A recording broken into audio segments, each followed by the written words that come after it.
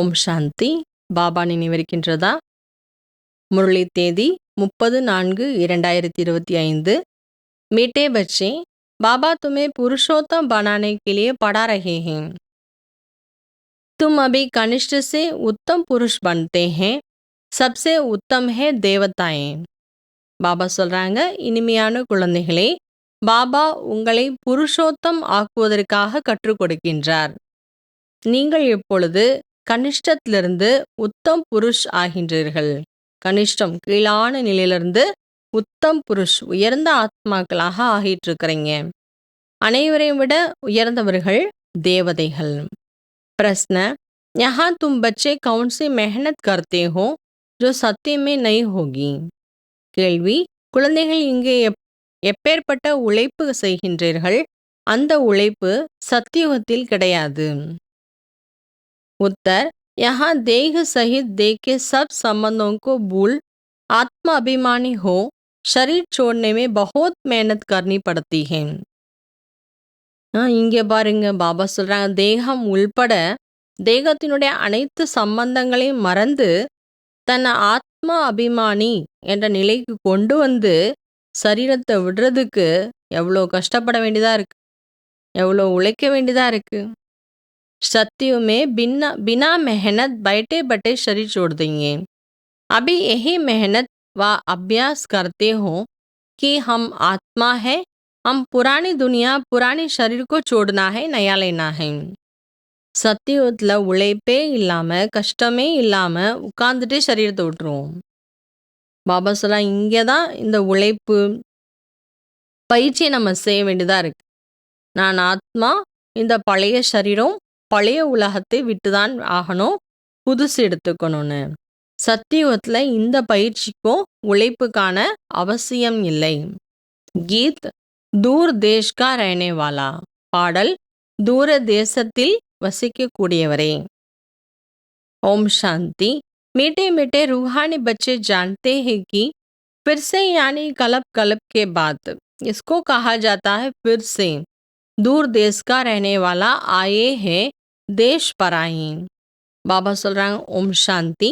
இனிமேலும் இனிமையான ஆன்மீக குழந்தைகள் தெரிஞ்சிட்டு இருக்கிறீங்க. அதாவது கல்பா பாபா வந்திருக்கின்றார். கல்பா நாம் இந்த விஷயங்களை தெரிஞ்சிட்டு இருக்கிறோம். கல்பத்துக்கு பிறகு என்ற விஷயம் நமக்கு நல்லாவே தெரியும். அதாவது மீண்டும் தூர தேசத்தில் இருக்கக்கூடிய பாபா வந்திருக்கிறார். மீண்டும் வந்திருக்காருன்னா எப்போ வந்திருக்கிறார்? ஒரு கல்பா முடிஞ்சதுக்கு அப்புறம் வந்திருக்கிறாரு. கல்பத்திற்கு பிறகு தேசம் மாற்றான் தேசத்திற்கு வந்திருக்கிறார். அவர் விசித்திரமானவர், அதாவது சரீரமற்றவராக இருக்கிறாரு. உன்கா कोई चित्र नहीं है, பிரம்மா விஷ்ணு சங்கர் को தேவதா कहा जाता है. அவருக்குன்னு தனிப்பட்ட சரீரம் கிடையாது. பிரம்மா விஷ்ணு சங்கர் தான் தேவதான்னு சொல்லப்படுது. அவங்கள பகவான்னு சொல்றது கிடையாது. सत्य में जब बूढ़े होते हैं साक्षात्कार होता है, हम ये शरीर छोड़ जाएं बच्चा बनेंगे, बुढ़ापा पूरा होगा शरीर छोड़ देंगे. சத்தியத்தில் நம்ம புரிஞ்சுக்குவோம், எப்போ வயசாயிடுச்சு அப்போ சாட்சாத்காரம் கிடைக்கும். நம்ம ஆத்மா இப்போ அந்த வயதான சரீரத்தை விட்டுட்டு இன்னொரு சரீரத்தை எடுப்போம், குழந்தையாக பிறப்போம். இப்போ அந்த வயோதிக தன்மைங்கிறது முழுமை அடைஞ்சதுக்கப்புறம் ஆத்மா சரீரத்தை விடும், அதுவும் புது சரீரம் கிடைக்கும். பைட்டே பட்டே குஷிசி சரி சுடங்க. அதனால இந்த காட்சியெல்லாம் கிடைக்கும் இல்லையா? பழைய சரீரத்தை விட்டுடுவோம், புது சரீரம் கிடைக்கும். இந்த காட்சி கிடைச்சுதான் ஆத்மா சரீரத்திலிருந்து விடுபடுங்கிறனால குஷி குஷியா விடுபடும். யஹா தோ உஸ் அவஸ்தா மே ரஹனே ஷரீர் छोड़ने के लिए मेहनत करती है. ஆனால் இங்கே அந்த ஸ்திதியை கொண்டு வர்றதுக்கு, குஷி குஷியாக சரீரத்தை விடுறதுக்கு எவ்வளோ கஷ்டப்பட வேண்டியதாக இருக்குது.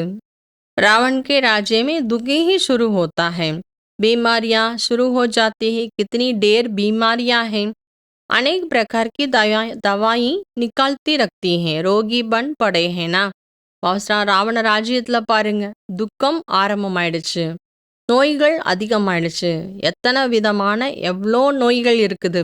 அதற்கும் பலவிதமான மெடிசன்ஸும் கண்டுபிடிச்சிட்டு தான் இருக்கிறாங்க. ஆனால் உலகத்தில் எல்லாருமே நோயாளிகள் ஆகிட்டாங்க.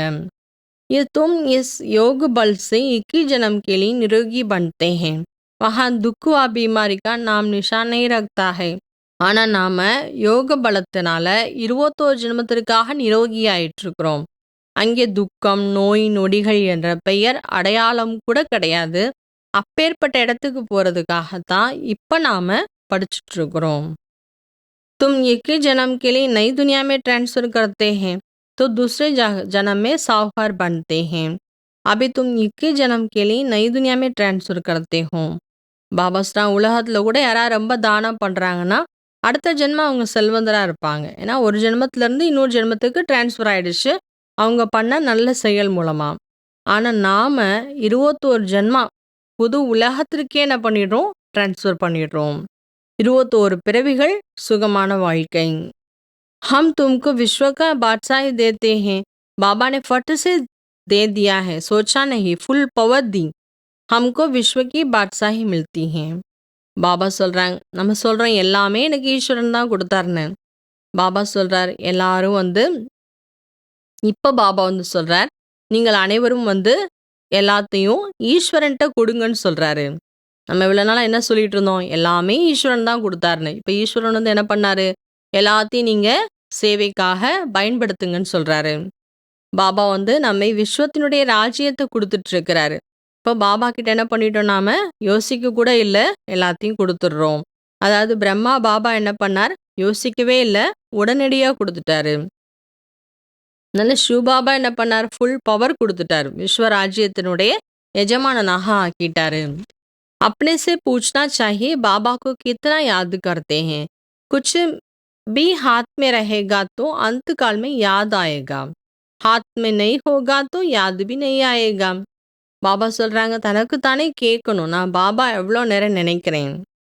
ஏதாவது கையில் நம்முடையதுன்னு இருந்தால் தானே கடைசி நேரத்தில் நமக்கு ஞாபகம் வரும். ஆனால் நம்முடையதுன்னு எதுவுமே கிடையாது. எல்லாத்தையும் பாபா அர்ப்பணம் பண்ணிட்டோன்னா, கையில் ஒன்றுமே இல்லைன்னா நினைவும் கூட நமக்கு வராது. பாபா கத்தே ஹமாரே பாஸ் குச் பி நஹி, இப்படி பாபா சொல்றார் இல்லையா, என்கிட்ட ஒன்றுமே கிடையாது, இது எதுவுமே என்னோடது கிடையாது அப்படின்னு கூட பாபாவே சொல்லிடுறாரு. தாரணைக்காக முக்கியமான விஷயங்கள்.